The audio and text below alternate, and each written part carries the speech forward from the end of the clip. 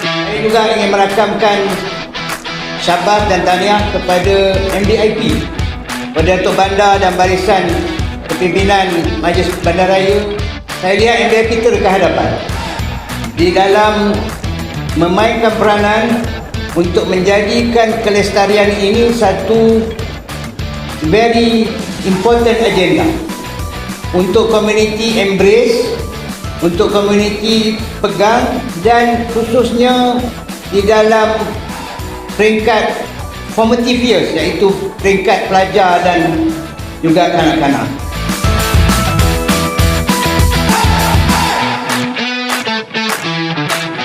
Negeri Johor juga meletakkan agenda kelestarian ini, sustainability, sebagai satu agenda yang tinggi.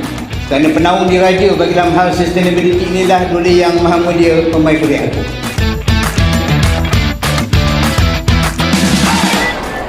Hadirin sekalian, suka ingin saya kongsikan bahawa IMELC telah disenarai pendek sebagai finalis bagi 2025 Local Leaders Award kategori 6 Power of Partnership oleh Bloomberg Philanthropies dan C40 City.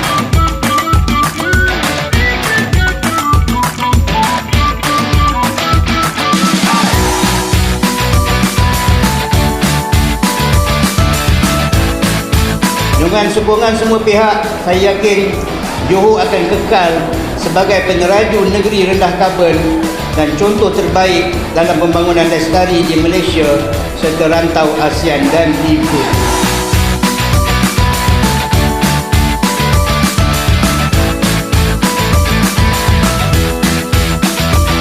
Tahniah kepada semua pemenang dan peserta, serta terima kasih tidak terhingga kepada semua pihak yang telah menjayakan program pada petang ini. Sekian, wabillahi taufiq wal hidayah. Wassalamualaikum warahmatullahi taala wabarakatuh.